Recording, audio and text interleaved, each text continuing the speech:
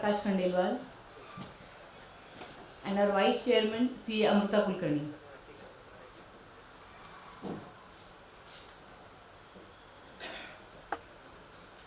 I request all the participants to raise for the motto song.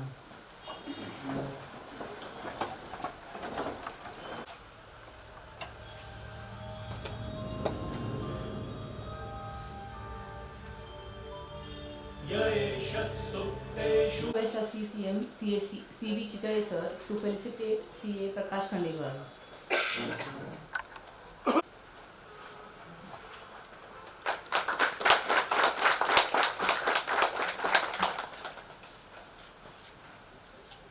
The Vice Chairman of Pune, CA Amrita Kulkarni, to felicitate CA CV Chitale sir.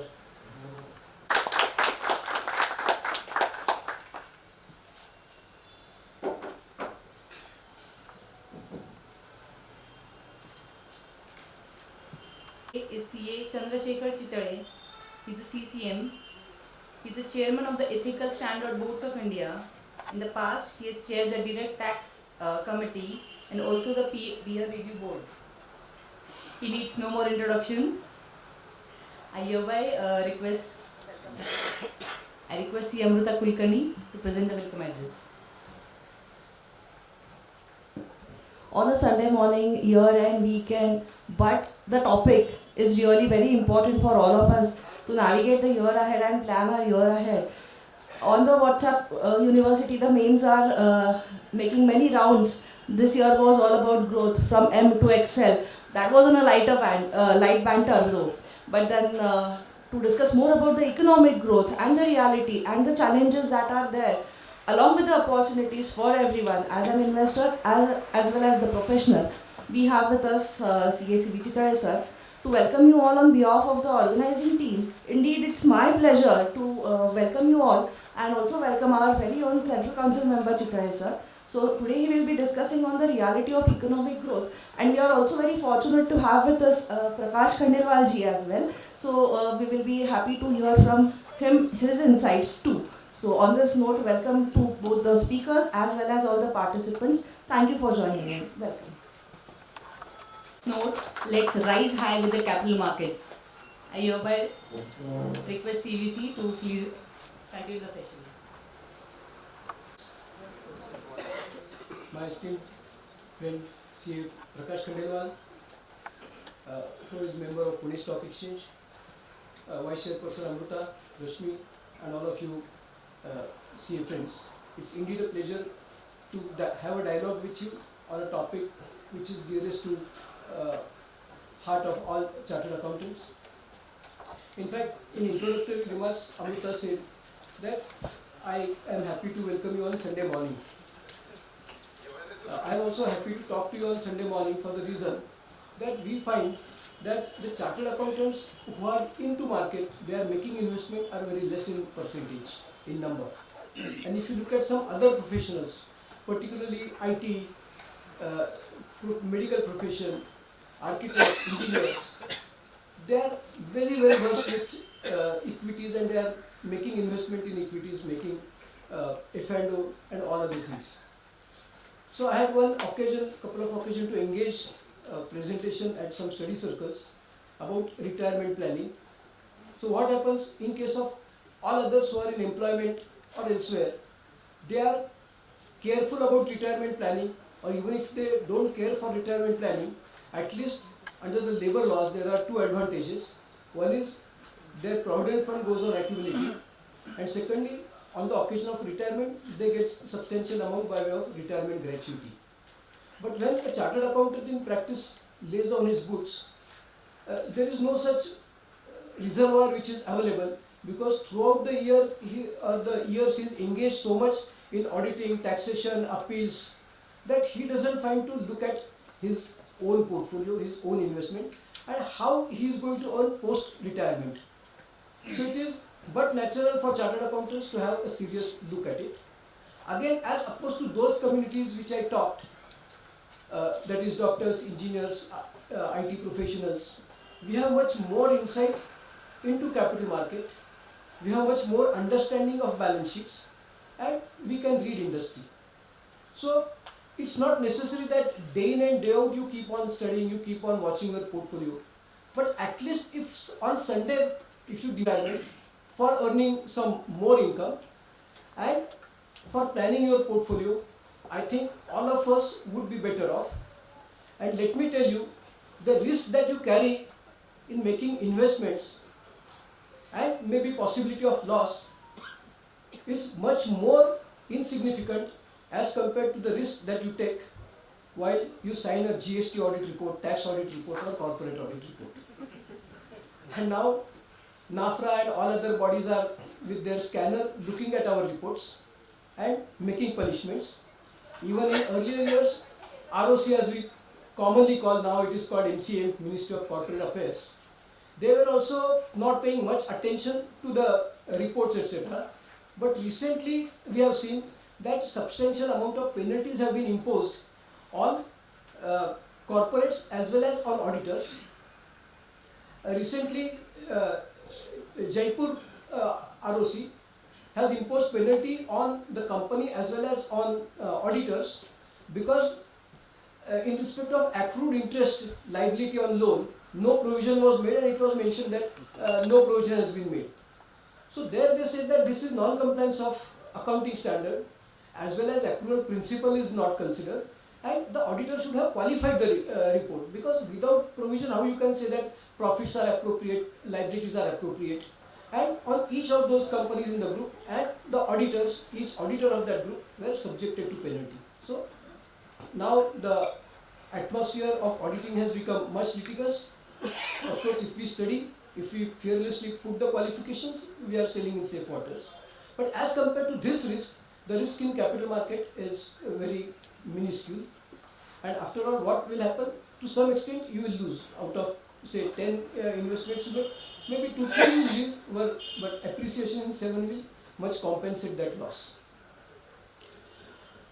So ahead of this presentation on economy, let me tell you one story. एकदा एका गावात पुण्यापासून एक 100 kilometre दूर आहे, त्याच्यात एक inspection होणार असतं शाळेचं. आणि जनरली जेव्हा इन्स्पेक्शन होतं तेव्हा जे कोण इन्स्पेक्टर येतात, स्कूल इन्स्पेक्टर, ते विचारतात की ह्याच्यातला हुशार विद्यार्थी कोण आहे, हु इज द टॉपर. आणि मग त्याला काही प्रश्न विचारून ते ठरवतात की शाळेत शिक्षणाचा दर्जा काय आहे. तर दुसऱ्या दिवशी भारत पाकिस्तान मॅच असते, त्यामुळे जो टॉपर असतो त्याला शक्य नसतं जाणं शाळेला, त्याला मॅच बघायची असते. तो त्याच्या मित्राला सांगतो की उद्या जर विचारलं की बाबा टॉपर कोणी, तर तू हात वर कर नाही उत्तर दे, म्हणजे मग काही पंचायत होणार नाही. मग त्याप्रमाणे तो इन्स्पेक्टर येतो, जीपमधनं उतरतो, मुख्याध्यापक वगैरे सगळे त्याला रिसीव्ह करतात आणि तो जातो वर्गामध्ये आणि विचारतो हु इज द टॉपर. तर हा त्याचा मित्र असतो, तो विसरतो कारण तो नसतो टॉपर आणि त्याच्या लक्षात राहत नाही आपण हात वर करायचे. मग त्याने 2-3दा विचारलं, मग त्याच्या लक्षात येतात आपल्याला हात वर करायचं, मग तो हात वर करतो. मग तो अजून चिडतो आणि तो म्हणतो की when I'm asking you who is the topper, why did you not raise hand at first blush? तर नंतर तो मान खाली घालतो. तो काय विद्यार्थी असतो, तो सराईत गुन्हेगार नसतो, त्यामुळे तो म्हणतो सर मी खरा टॉपर नाही आहे, पण आज तो मित्र भारत पाकिस्तान मॅच बघायला गेला, त्यामुळे तो म्हणाला की बघ तू मला सबस्टिट्यूट कर. मग तो शिक्षकांकडे बघतो आणि तो म्हणतो हा टॉपर नाही, तिने हात वर केला, तर तुम्ही का नाही सांगितलं की तू हात नाही टॉपर, हात खाली कर. तर ते म्हणतात नाही, ते रेग्युलर जे टीचर आहेत ते आज येऊ शकलेले नाही आणि मग तो खूप चिडतो आणि तो निघून जातो सरळ आणि जीपमध्ये बसतो. त्याच्यामध्ये शिक्षक, मुख्याध्यापक सगळे जातात, सर असं नाही, हे एक्सेप्शनल आहे वगैरे वगैरे. आणि मग तो इन्स्पेक्टर जीपमध्ये बसतो, तो म्हणतो मी नाही थांबणार, मी जातो, फक्त तुम्ही कल्पना म्हणजे आज तुमचा टॉपर जो आहे तो सबस्टिट्यूट आहे, टीचर सबस्टिट्यूट आहे, कशी शाळा चालवता तुम्ही. विचार करायचा खरा इन्स्पेक्टर असतं तर काय झालं असतं. Friends, the experts for this topic, Ajit Ranade, who had been Chief Economic Advisor for Aditya Birla Group, and he had a very close look at economy from the perspective of capital markets, from the perspective of corporate sector, and presently he is Dean of Gokhale Institute, which is university. We invited him, but due to some contingency he could not come. We requested some other economists, but they also had some other occupation, so we could not make it. So rather than keeping this session blank, I thought that maybe whatever accumulations I have made from my reservoir I will present, and wherever gaps are there, my esteemed friend Prakash Khandelwal will make them good. And before I say so, let me introduce him. He is a chartered accountant, accomplished, but rather than coming into green tick, he has last couple of decades, he is a member of Pune Stock Exchange, and that is his full-time occupation. So maybe he will be more, and you will be more comfortable in receiving answers from him. So with this background now, let us try to focus on the reality of economic growth. As one believes that the economy is the fundamental for the performance of functioning of any corporate, particularly when we are talking in the backdrop of security market and investment in securities. If it is China, then in that case the economy is growing, but because of this capitalist economy, on one fine morning the government may say that no dividend to be declared, deposit all surplus of 50% into government coffers. So anything can happen. Where the economy is like Pakistan, like say other countries of Northeast, where there is no security, then also there is little room for the purpose of making investment, because you are swimming in waters which are not very steady. In companies, in economies which are accomplished, like say European economies, where companies may perform, individually people may perform well, but the number of people are very less. So if we take example of say vehicle industry, or even white goods, refrigerator, television. So if in a country like Germany, France, UK, we find everybody has a car, everybody has television, virtually everybody is having refrigerator. So then even if there is a class company which is manufacturing say good vehicles, good white goods, where are the takers? So even if the economy is accomplished, that does not mean the companies will perform well. They will have to look elsewhere. And now all the economies of advanced world are looking at which economy? They are looking at Indian economy, because of its cost advantage, its literacy, and its skill sets. Even on these counts, if you understand the economy, the Bangladesh, as far as ready-made garments is concerned, the Bangladesh is half the size of say Maharashtra.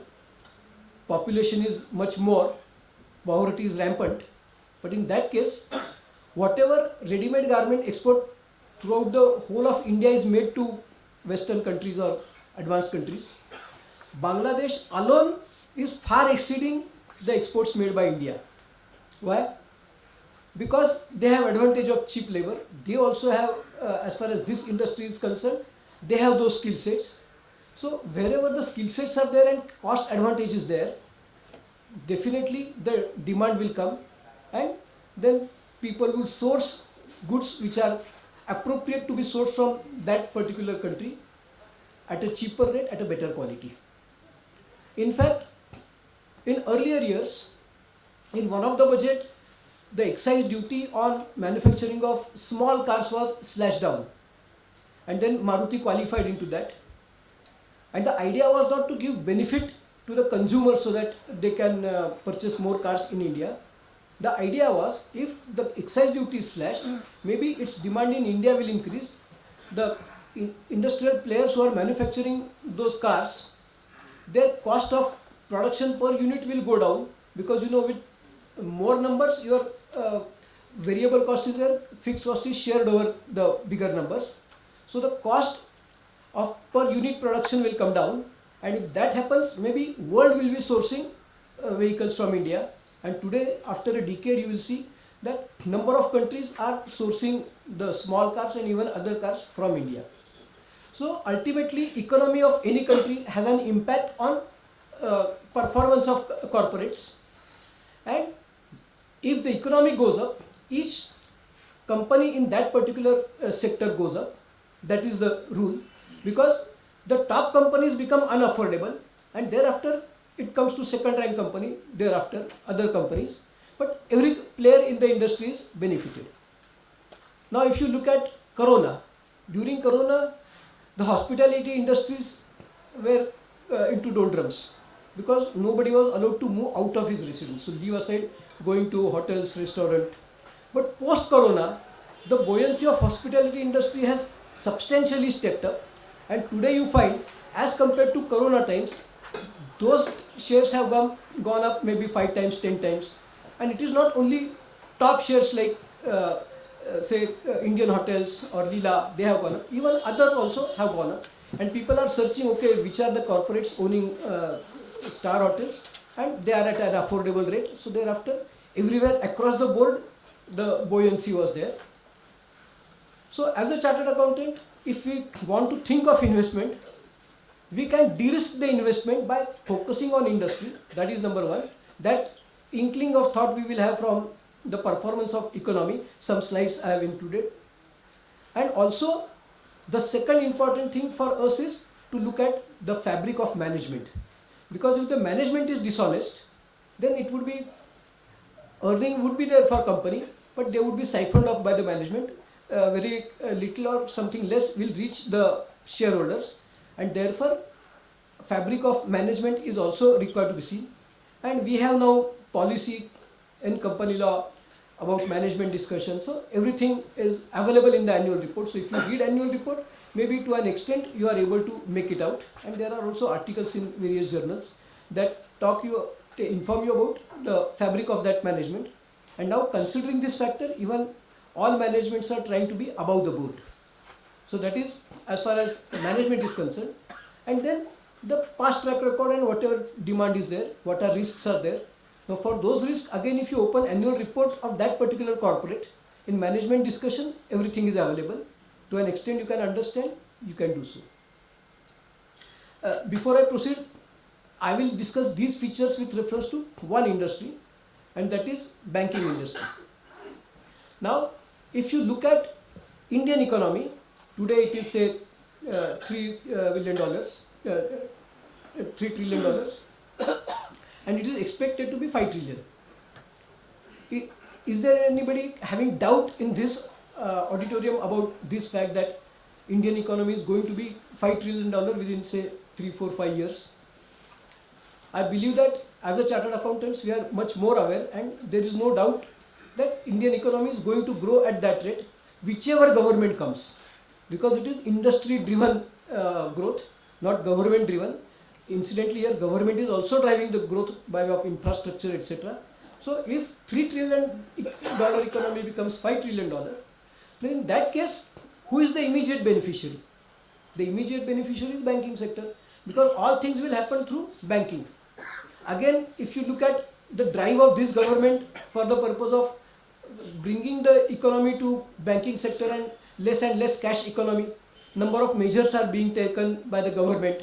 There are discouraging cash expenditure by business people. Even the GPay and all other payment modes, they are giving much encouragement. So economy is moving to the banking channels, the reported sector. And therefore, if all these development take place, the first beneficiary be any industry. Maybe chemicals will grow lesser than maybe information technology, or maybe hospitality will grow more or less. But one industry, whichever industry may grow, is going to grow is banking. Now in banking, if you look at the management, now in private sector, we find that okay, there are good, best managed banks like maybe HDFC, maybe Kotak. So one can safely invest into them. But their prices are already at the zenith. Therefore, if you invest them, the room for appreciation is maybe limited to an extent. But then if you go to other players in the industry who are yet to grow, there you may find some comfort. And particularly in case of PSU banks, as opposed to private sector banks, most of the properties are owned by them. So they don't have risk of increased rentals and infrastructure costs. So with that solid infrastructure, maybe they will be able to perform better. So amongst those banks, one can choose and pick, because as far as PSU banks are concerned, they are government monitored. So all policies they follow are more or less similar. Some are aggressive, some are less aggressive. If some are predominantly operating in the states like Bihar or Bengal, maybe you can avoid them for obvious reasons. If they are main branches are in say Maharashtra or southern states, maybe the, the tendency of returning loans would be higher in these states. So maybe one can bet on those banks. So based on that, as a chartered accountant, we can analyze them without really giving a fancy that I am doing economic analysis of those banks. These are common sense things. So if you apply those common sense things, maybe our returns are far better than the fixed return instruments. So we have to look at the economy of a country in order to take a call that, okay, am I confident in making investment in India?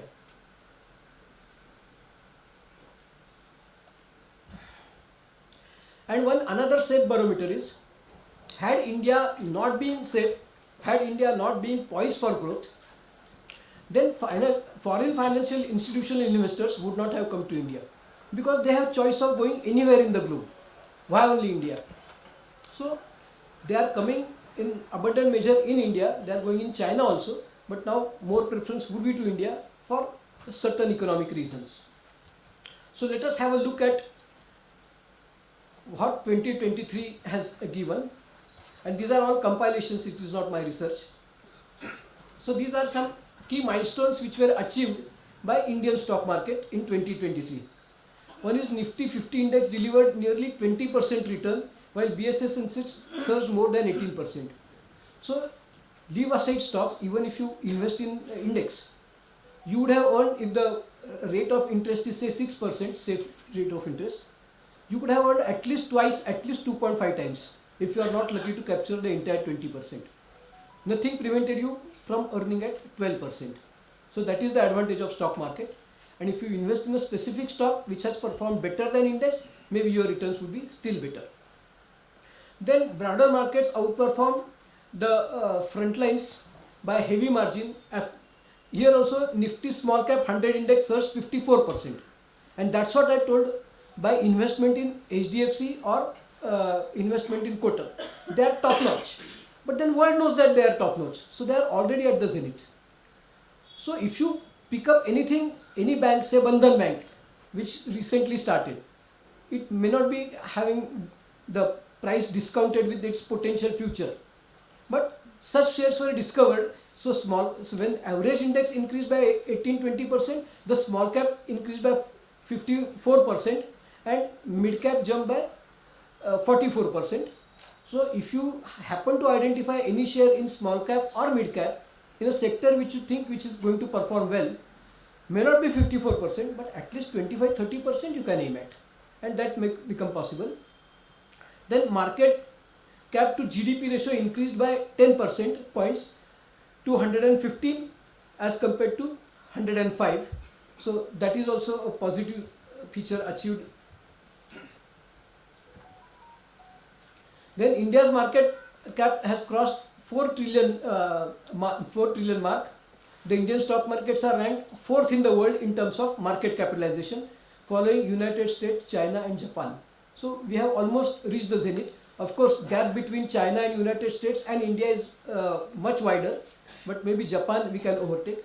Then Nifty 50 touched 20,000 on September 11 and soon went to 21,000 on December 8. So the great buoyancy is there in this particular period. At times in December, earlier the markets used to come down. And what was the reason? Because FII generally follow the calendar year and they want to show performance year to year. So maybe whatever appreciation has taken place during the year, they will try to encash it in the month of December. So if they sold their substantial chunk of shares, then naturally they could show better profits in foreign countries and Indian markets would come down. But now, for the first time when Nifty was at the top, it was also informed by the stock exchanges that this Nifty being in top, the FII investment is at all-time low. So now no more Indian markets are driven by foreign funds. They are there. But then even the Indian capital is coming to the market, and not necessarily you and me who are into say a better state of economic zone where we may be able to invest directly into markets, but then there are so many salary earners, say 500,000, 2,000 monthly, they are doing SIP, systematic investment plans, and those mutual funds are coming into industry, and month on month the SIP collection by mutual funds is going up. So those mutual funds are also supporting the market. Then the Indian market commenced year 2023 on a sober note with 50 experience in Nifty 50 experiencing decline of over 2% each in the initial 2 months, but index recovered subsequently, and we have seen this gain in subsequent period. The National Stock Exchange of India has secured prominent global position, standing as the third largest exchange worldwide. So our volume wise also we are third largest globally. Additionally, NSE has become world's largest equity derivative exchange. Actually, derivatives are much more dealt with in Indian stock exchanges than anywhere in the world. So these were achievements as far as 2023 and Indian stock market is concerned, prominent ones. Then the national board support. Recently we had presentation by DSP mutual fund. So there, these are some of the slides prepared by them. So it is stated that is this the beginning of another high growth phase? And there they have explained it that it is possible to state that this can be a second high growth phase because the CAGR of Indian markets is growing at a faster rate. Now this year it was average 12%, but hereafter it will increase. Then India coming investment upsurge. India has spent 14 trillion in infrastructure in 75 years. So actually road construction, whenever earlier in case of US economy, it is said that it was also thriving at a low rate of GDP increment.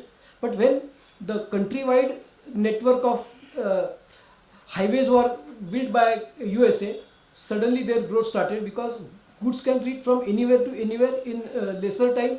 There are lesser barriers.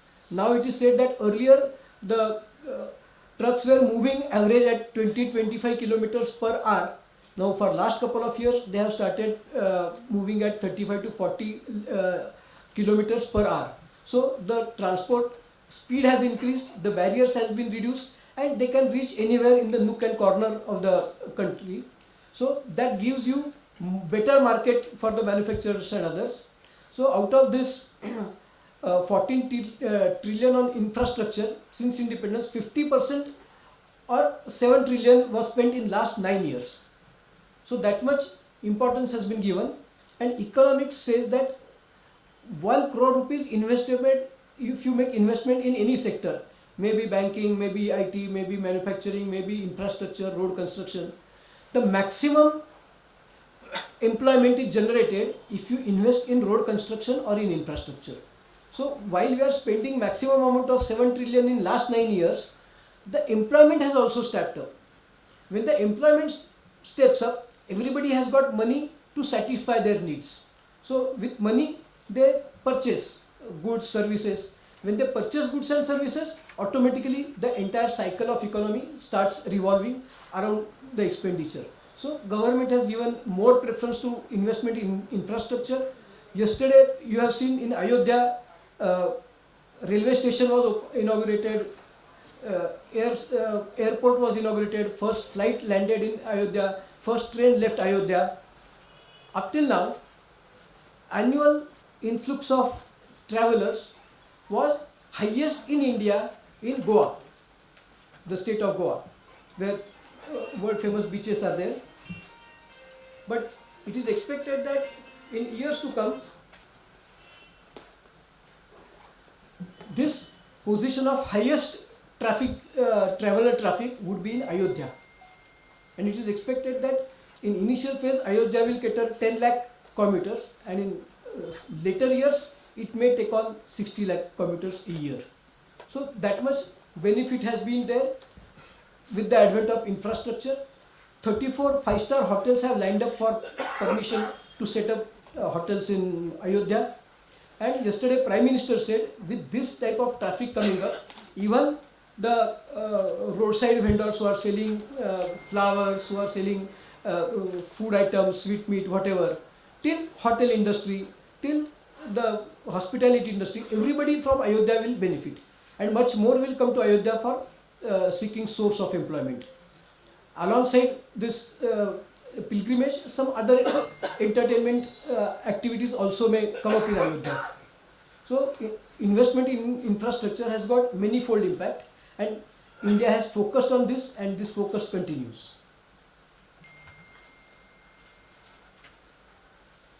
Then roads and highway, this is just a number how they have grown. So there is maximum growth in last 9 years. Then corporate India is deleveraged. Gone are the days that okay, you have lesser own capital and more borrowed capital. Now corporates are also thriving for own capital. They are accumulating reserves, and if at all they want to borrow, rather than borrowing from banking industry, which may be around 10%, they are borrowing from foreign countries. They are borrowing from individual borrowers at much lesser rate. But when the debt decreases, your equity increases, the return on capital also can increase, because the capital remains as it is, and they are mainly redeploying the profits, reinvesting the profits earned rather than distributing dividend. So that also adds to their profitability. Then private capex is bouncing back. You know, the industry grows with sales, with turnover, but then the economy is achieved by industry when their per unit production cost is less, because then per unit sales cost is less, as we witnessed with help of small cars, because the number of small cars manufactured in India has grown. India is the least cost country for the purpose of small cars, and then we are exporting small cars to various countries. So for the purpose of stepping up the production, you need investment in plant, machinery, factories. So that investment is now growing. Earlier government was the main investor in capex. Now even private sector is also substantially investment in capacity building. So this capacity building investment made today, maybe another 10-20 years, that will keep on giving returns. Then less leveraged markets are less volatile because they are not more dependent on fixed costs. India is the least indebted nation among the major countries. So these were some of the features which were identified by DSP. When we go to Franklin Templeton, they also have made research, and they have provided reasons why we should grow, and they have identified 3 growth drivers. They say that one, India is entering the period of self-sustaining expansion as prior reforms create a virtuous cycle of growth. Now we have advantage of abundance of population. So as I said that in Europe, if I go to sell car, I will have to search the buyer. But here, out of 140 million, maybe 10-20 million would be having cars. Balance population is not having cars. So I find number of consumers. Same thing in respect of food, white goods, or any other item. So whatever be, there may be recession abroad, but there will not be recession in India, because our demand of middle class are yet to be fully satisfied. And secondly, there were no money in the pocket of middle class or lower middle class, but now our middle class has also flourished. So if middle class flourished, they are in position to have purchasing power apart from their necessities. And one feature which the foreigners are attracted towards India is the largest middle class with the largest purchasing power, and that is why they are desirous of coming to India. So this could drive nominal GDP growth at 10% annually in the coming decade. Voters in the country going in for polls 2024 amidst the general election, and there, this is what Templeton has said. I am not brand ambassador of BJP or Prime Minister. Templeton's slide I have picked up. They said that because of this party winning and this Prime Minister being there, stability would be there in economy, and whatever policies we have seen in 9 years, they will continue, and they are growth oriented policies.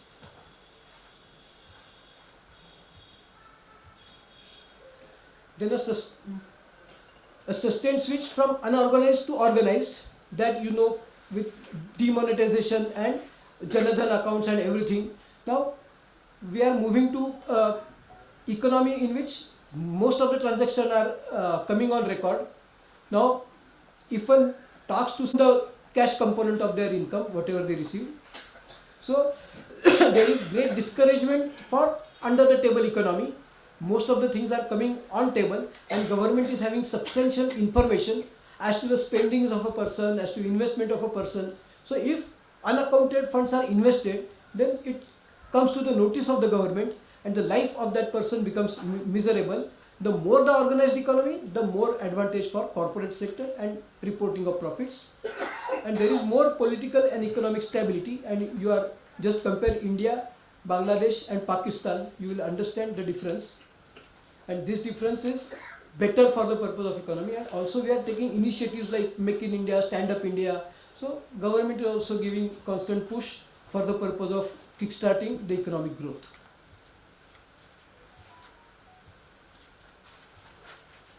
Then key investment themes by Franklin Templeton, that rising demand for financial services. Our focus is on private sector banks, while solid deposit franchises and loan pricing power, which we expect to gain market share from state banks. So under-penetrated insurance sector, which has also a long runway for growth, because if you compare insurance for property or for person, the percentage of population taking this insurance is much more in advanced countries than in India. So insurance sector will find natural growth. And also in case of banking also, one will see the banking sector is growing, and we have seen various reasons like demonetization, etc. So there is demand for banking industry. But a couple of days ago there was a statement from Uday Kotak of Kotak Mahindra Bank that now bankers, rather than loan providers, they should be investors, because he says that now all the top class corporates are not borrowing from banks, they are borrowing directly from the investors, or they are plowing back their profits banks. Now if bank want to thrive and make a growth, they are getting substantial deposits from small and medium sector, even some corporates are there. But for the purpose of earning, now there is limitation on charging of interest. The takers are limited, they have to focus more on medium and small industry, where the probability of having NPA is slightly more as compared to large industries. So they have to make investments, they have to find their arm and make investment into capital market, then they will be able to service the depositors. So maybe banking industry will see a different face in coming years.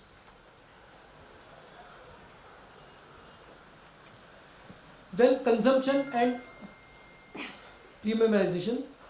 As we have seen, when the population has grows, money is in their wallet, consumption increases, and consumption drives the economic circle. And infrastructure and capital investment, this also we have discussed. The government is substantially investing in infrastructure, private sector, public sector, they are investing in machinery, capacity building, which will repay in coming years. Then green transition, this is also a word phrase that because of green gas emission, carbon, etc., we are making efforts that whatever production takes place, whatever facilities come up, they are more atmosphere friendly. And we also have now triple bottom line reporting. You are not supposed to report only profits, but what profits you have earned, what you have done for people, for their benefit, for their detriment, and for the planet. Supposing your carbon emission is substantial, maybe in the immediate vicinity there would be imbalance, there would be pollution. So what you are doing to arrest that pollution, what steps you are taking to uplift the standard of living of people around. So all those reporting is there, and because awareness is created, maybe this transition is green transition and is not hazardous to planet or people.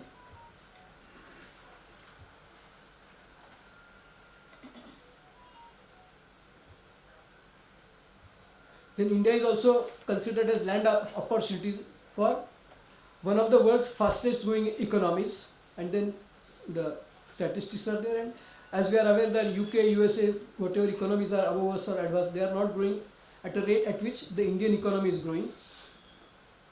Then Prime Minister Modi has announced special economic and comprehensive package for more than $270 billion. India has witnessed GDP growth of 6% to 6 and 8%. So these are all results that economy is growing. Then largest youth population, because India's average age is around 29.1 years, and it is going to be not only most populated but populated by working people. and working people contribute for the purpose of development of economy on one hand, and on the other hand they are the consumers. They spend maximum their earning so that that consumption demand is created, and that demand helps the industry.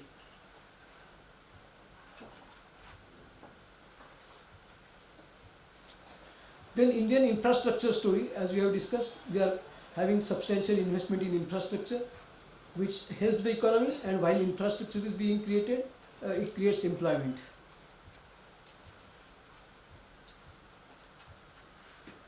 Then rising global competitiveness. In fact, when Prime Minister was talking about some project, he said that anything you produce, say machinery or say infrastructure, you say that this has become a world class. But now India has crossed world class, and now we should say this has become an India class. So no more Indian goods are considered inferior. Even iPhone is manufactured in India. So everywhere quality is required, India is able to deliver. So because of quality, the Indian products have become globally competitive, and no more people say that made in India is not required, made in US is okay.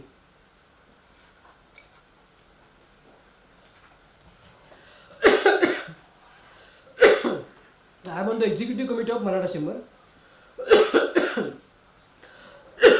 And a couple of years ago we had a committee meeting at Bharat Forge, and there people were asking Mr. Kalyani that because of acquisition of the world's #1 forging company, I don't remember its name. Do you remember the name? So they said that because of acquisition of that world-class forging company, you must be at a technological advantage. And there Mr. Baba Kalyani said, hold on. He said, yes, we have acquired that company. We are at technological advantage, but let me tell you, if we take out 10 parameters of technology, we have been benefited in 4 parameters. But in 6 parameters, that company has benefited because of Bharat Forge. So it is not that we are only receivers of technology, we are givers of technology, we have absorbed the technology. So global competitiveness of Indian industry is substantially growing. I am leaving this PPT here so you can see this. Then rising economic influence. We are able to influence other world economies. In fact, let me tell you, 4 months ago I was at Abu Dhabi, and on 12 February the largest temple in Middle East is going to come up. Earlier it was given, supposing if we talk of Bombay-Pune highway, they were given say 5 acres place on Pirangut on one side. And when Modi ji was to come 2 months ahead, they told them to stop the work. So they were puzzled that why they have told me to stop the work. That was at a planning stage.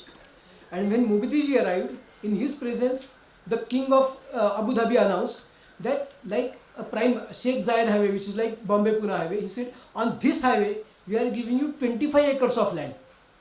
And alongside that 25 acres of land, there will be 25 acres of land for parking. And that parking I will give you free of cost. I will prepare all this parking. So that much importance of India has grown elsewhere, and this will be one of the most beautiful temple, and more people will visit them. You know, 2 countries on 2 occasions there were wars. If the war is between neighbors, you have no chance to stop that war for a while, but we have stopped war between 2 countries on 2 occasions. So our economic influence is rising. Then global innovation also we are contributing. So these are the compelling reasons for us to have opportunity. Just to give a snapshot, the perfect demographic for growth, expulsion of consumer-led demand, then supportive fiscal regime, dynamic real estate market, vibrant private equity sector, unprecedented infrastructure spending, regulatory certainty, global trading hub, world leading computer technology, and stable federal structure. So all these are contributing factors that economy has to grow, not 2024, but maybe another decade or so. So the HDFC MD and CEO, HDFC Mutual Fund, he has stated that in last few months, emerging markets are seeing outflows. Maybe they continue because of large part of emerging market index is China, Korea, Taiwan, and some of the other countries which are not doing well. So they will have to they will have outflows. We will get impacted. If you ask me for 5-10 years view, I will bet on more money coming from global investors than what would have seen in the past. So all the global investors, Navneet Munot expects that it will come to India, and when generally they come to India, they come in the form of FIR mutual funds. They invest in capital markets. And for your information, or you might be aware that Navneet Munot is a chartered accountant. On equity markets also, HDFC mutual fund has given a similar view, which we have seen earlier, so I will not repeat it. Only they are more focused on mid caps and small caps. They have seen a reasonable rally. Valuations are at a 25 to 30% premium to long-term averages, which reduces the return expectation on account of mean reversion. So rather than going in large cap, they want to research and focus on mid caps and small caps. On sector, they have identified capital, pharma, auto, and utilities are doing well. Banks also, they say, continue. So investment philosophy for HDFC, what's worked well so for us has been buy good quality companies, hold them for an extended period of time, manage risk and avoid big mistakes, and be patient. So I think every individual also can be an investor on this basis, and daily if you keep on seeing ups and downs, only your blood pressure will increase, share will not increase. Morgan Stanley is also upbeat on him, and these are all world giants, Franklin Templeton, Morgan Stanley, and if one says that okay, they are prompted by this party or that party, these are the guys who are not under influence of any party, so these are their independent views based on whatever research they have made.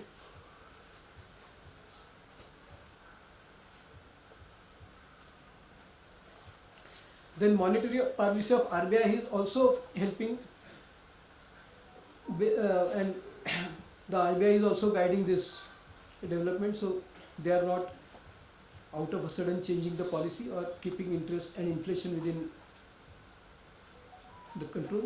And recently we had a seminar wherein Anil Singhvi and Navneet Munot participated, and they said that if you don't understand anything about capital market, don't worry, you pick up any good share in banking, or you pick up sectoral mutual fund, say banking sector mutual fund or IT sector mutual fund, and of a good mutual fund, and hold it, make SIP for 1 year, pay 12 installments, and for 3 years you sleep well, you will be amply benefited. And this they have identified as banking, information technology and manufacturing are the blue-eyed sectors. If you happen to select a better company in this particular sector, maybe your income would be disproportionate to what average earnings are there.